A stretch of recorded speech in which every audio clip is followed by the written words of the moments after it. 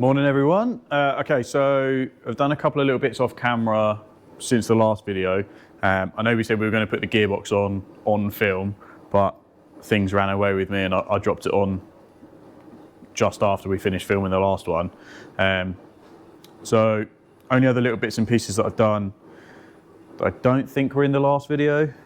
Alternator's gone on just so that I can check belt fitment against the sensor, which is a little bit tight, but we're using a 13mm belt versus the standard, I think 11mm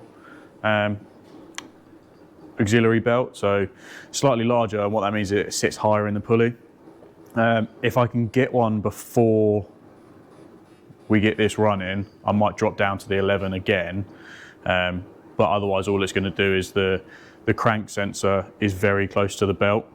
It's basically touching, but it's only touching on the plastic part. You can't really see. And that's just because I've set the sensor really close to the crank pulley. I tend to run anywhere between sort of 1.5 and 2 mil of air gap between the sensors. I've never had too much success going further away. I know you can with different types of sensors, and some people have run kind of 3.5 mil on these, but I've never had so much luck, so I just don't bother. I've set the tappet clearances, so I've just set them roughly for now, so they're all set to 15 thou just as a base, just so that I could then get the rocker cover fitted up and make sure we had clearance for that and there's no catching once we rotate things over. So what I'll do in this one, I'll go through the mods to the rocker cover, I'll go through the inlet and exhaust, and then we've got primary gear end float to set. So I've got a load of different shims that I picked up from Johnny Faulkner yesterday, which is the bit that was missing, stopping me kind of do a lot of stuff. Once that's all done, I've got to modify the Mark 1 engine mount because that sits too close to the crank pulley now, which we sort of thought was going to happen, but isn't the end of the world. We'll get the transfer housings back on, we'll get the RTS in, clutch cover on, and then, other than priming the oil pump and just sort of turning it over by hand to make sure that we've got no problems, we should be good to go to fit it back into the car. So I'm hoping by the end of today, which might be a couple of videos for you, it'll be in the car, potentially with oil pressure. There's a little bit of wiring that I need to repair where it was kind of built for racing in a bit of a hurry, so it didn't lend ourselves to being able to unplug everything. So there's a couple of earths that I had to cut when I pulled the car apart. So I'm just going to rejig the wiring. I think that's just for the crank sensor and for the water pump and the fan switch. So nothing too major, just a couple of plugs that I'm going to put in. And then we might be able to try and build oil pressure today. If I can build oil pressure today, I might try and run it to get it hot. And then I can leave it to set over Christmas. And then when I'm back in, I think between Christmas and New Year, then I'll do the head retorque, and I might even try and see if I can run it for a longer period.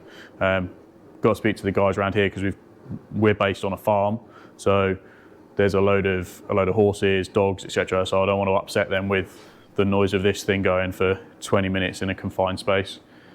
But for now, let's have a quickly show you through what we've done to the rocker cover. So rocker cover we're going to use, and this is a standard one that I just messed around with a billet cap. So if there's any interest for these, not this one, it's just really badly welded onto the top. We might bring something like this out next year. So what you can see on the back side, so on the alloy covers versus the steel ones, obviously it's about sort of 4 mil thick all the way around, but you've got ribs on the sides here, which is actually part of the kind of the locating lugs for the seal. Now all of that, the extra wall thickness versus the steel covers, just means that they've brought the walls in rather than making the cover wider. This corner here on both sides is also a much larger radius to the steel cover. So the roller rockers hit in this corner and most of the way across the back, depending on where the cover sits. So all we've done on this one, hopefully you can see it, bar the overspray on the corner.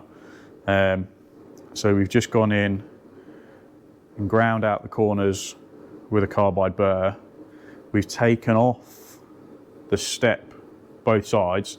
I've just cleaned this surface off. I haven't taken anything off of the back of the cover itself.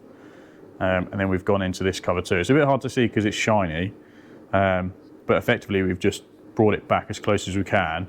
I actually went through on one corner, which I think was this side, and then I've just welded it back up and cleaned it off.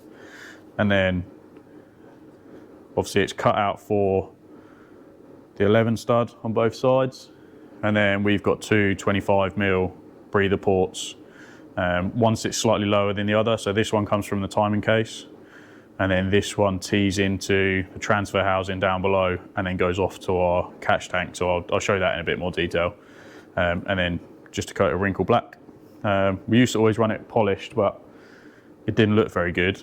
So wrinkle black hides all the sins, right? Just a little show around of inlet and exhaust. Wow, this needs a clean. So for those of you that have followed the build on Instagram or spoke to me since, you'll know that this inlet was kind of hand formed over a load of 3D printed dies. So it's all aluminium. It's about 2¼ inches longer than standard, if I've got a standard one knocking around. That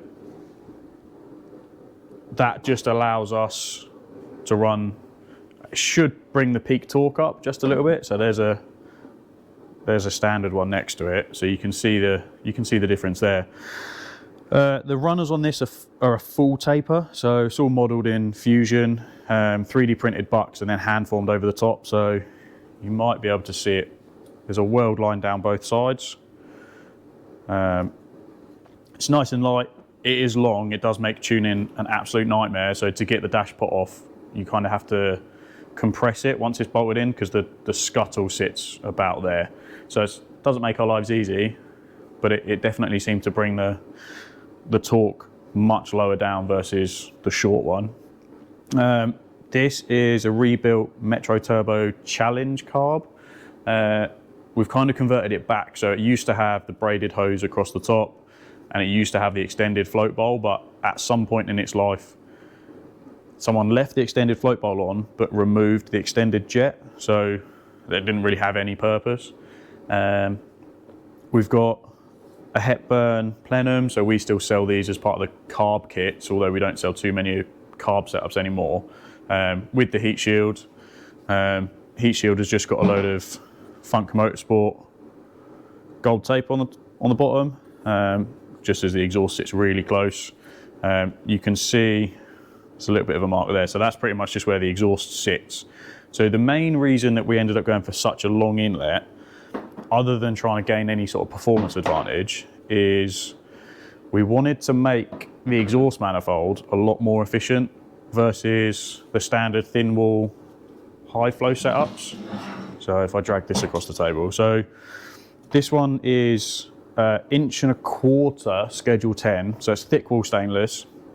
But if we can have a look, if I put it sideways, you can see that this center runner actually pops up. So we've gained a little bit of length in the center runner. It's still nowhere near equal, but every little helps in this respect.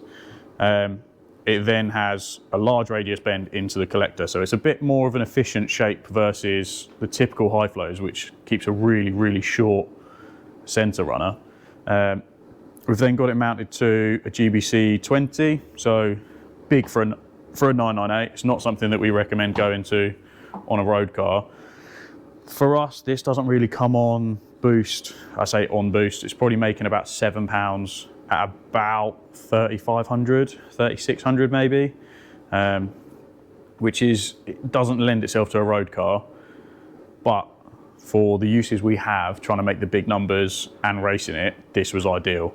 The way we had it revving out to about 7 grand last year, it only just fell off boost if you weren't changing right at the red line. So as long as you felt like driving it really hard, this was absolutely perfect. So say this has done a fair few dyno runs now, and then raced it a couple of years ago, and it's still mint. The only difference to us is we've just got a 90-degree elbow on the bottom here. You could just do that with silicone, but this just makes it a bit of a tighter package. So this is the piece that goes behind the front plate or the back plate of the timing cover, just to give us a bit more room. We've got Funk Motorsport turbo blanket on the back there.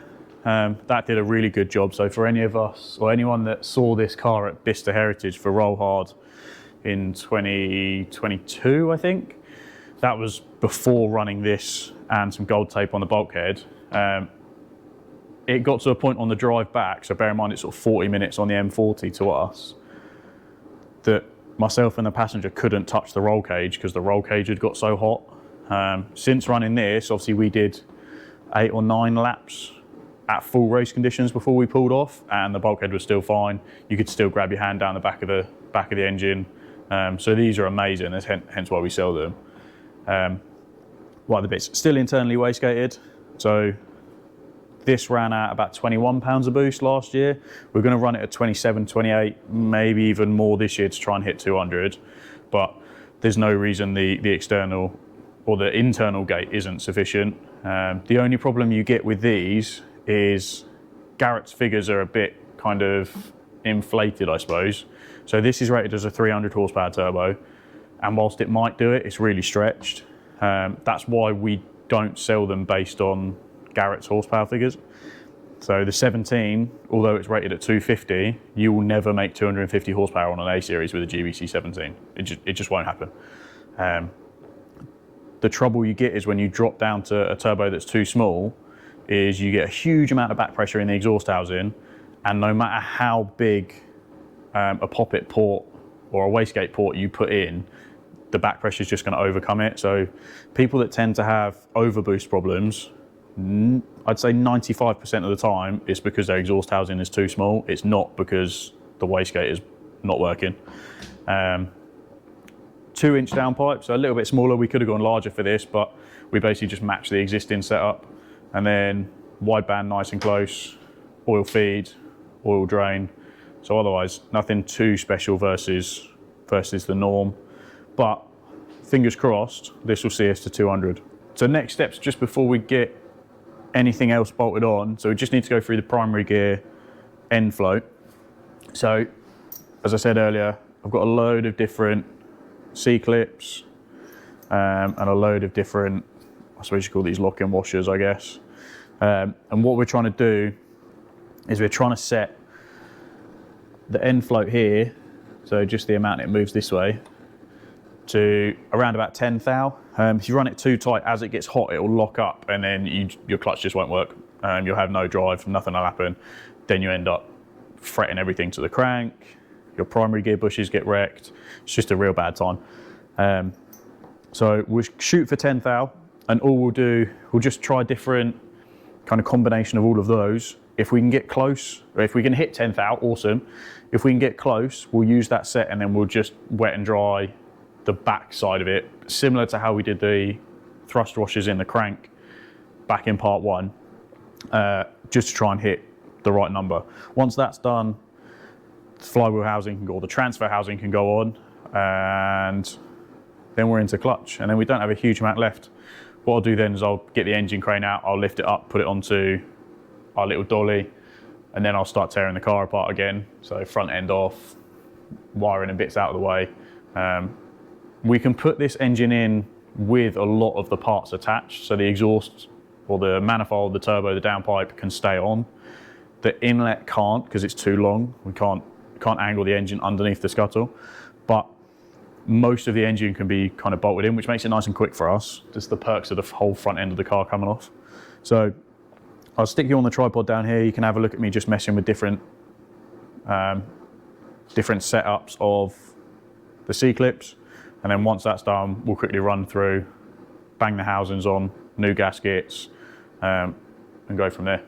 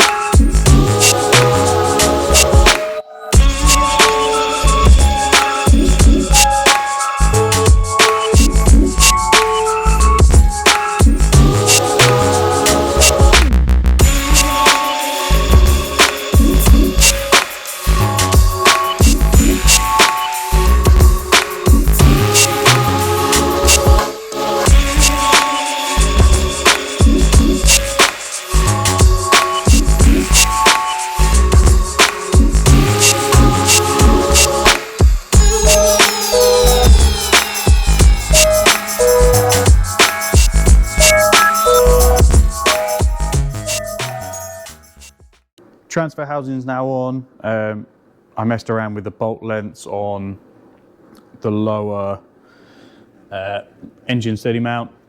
I've helicaled a couple of the threads in there, so we used to use some really long bolts just because a couple of the threads had pulled at various track days and things. So that's all sorted out now. Next, we're just going to get the RTS unwrapped, so nice and clean down here. So we had that rebalanced just to check it over. Nothing wrong with it, but for the sake of a couple of quid, it was worth doing. It's been lapped onto the crank already, so you can just see kind of the matte surface here.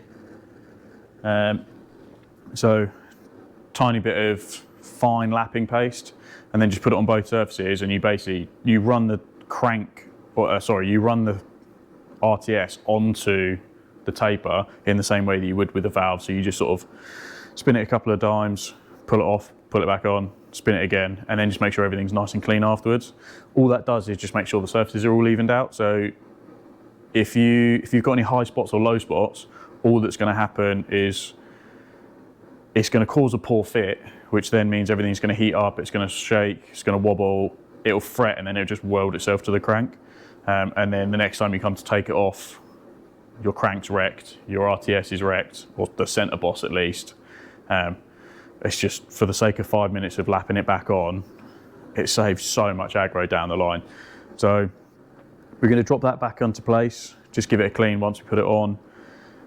Then we've got some, these don't look new, but they've just been sat around for a while because we preempted the build. So we've got some new bits, so just a release bearing and a top hat. Clutch slave is the original one. The arm is original. We'll give those a bit of a clean up just before we put them on. Once they're in there, that's kind of the engine done. There's a couple of little filters, things like that. But once we put the clutch on, I can then lock this end up and I'll torque down the crank pulley, and then we'll go through Med's procedure for putting the locking plate on. And then, fingers crossed, that's kind of us ready to put the engine back in. And then I'll do another time lapse again of just pulling the front end off the car, getting this onto the crane, and dropping it back into place. So if the oil, coolant and things like that turn up this afternoon, we may even be able to get this, maybe not running, but we'll definitely be able to build oil pressure this afternoon once we've done a couple of the little bits and pieces. But for now, onto the clutch.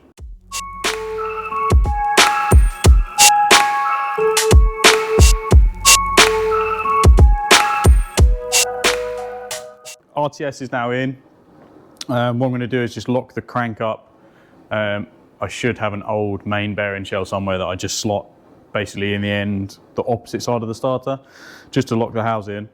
Then I'll torque up the crank, I'll torque up the flywheel, then I'll torque up the crank pulley, knock over the lock tabs on this side, and then we'll sort out the lock tabs on the crank pulley side. Then I'm going to throw the turbo kit on, and then we'll drop the car down, we'll start having a look at that. Okay, so just a small little punch, and then we'll just knock over the lock tabs. So this is all torqued up.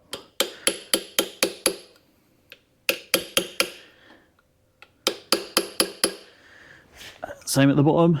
So don't go too hard on this so you split the lock tab, because then it sort of drops the tension.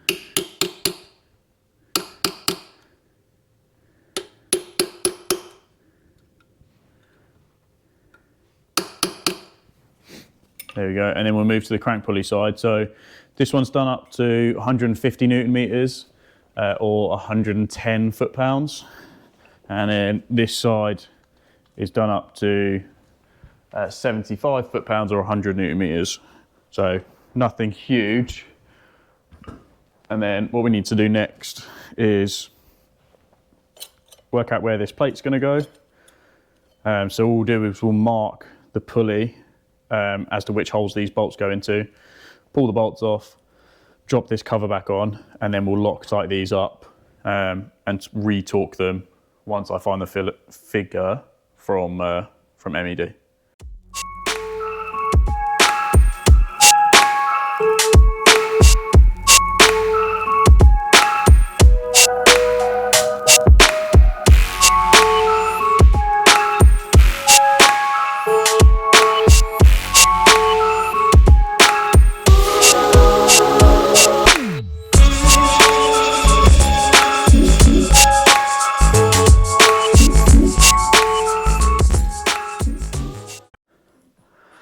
Sweet, so engine's all built up. The only thing I've got left to do is just modify that engine mount. Clutch is in, turbo's on, everything's torqued up, paint penned, literally ready to go. I've got a pot joint boot to change, and I've got some wiring to modify, I suppose. But I'll do the wiring loom once the engine's in the car, and I'll do the pot joint beforehand. Nobody wants to see that because I'm just going to get covered in grease.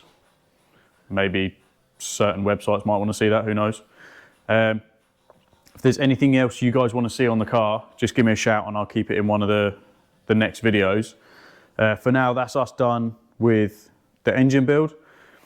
Once it's in, that'll just be a short, and then I'll do another full video when we're doing the running procedure, setting the time in, or setting the base time in, then setting the full time in afterwards, just so you can sort of see the trials and tribulations of actually getting one of these things running, because sadly, it's not just a case of throw it in, put fuel and spark to it, and away we go.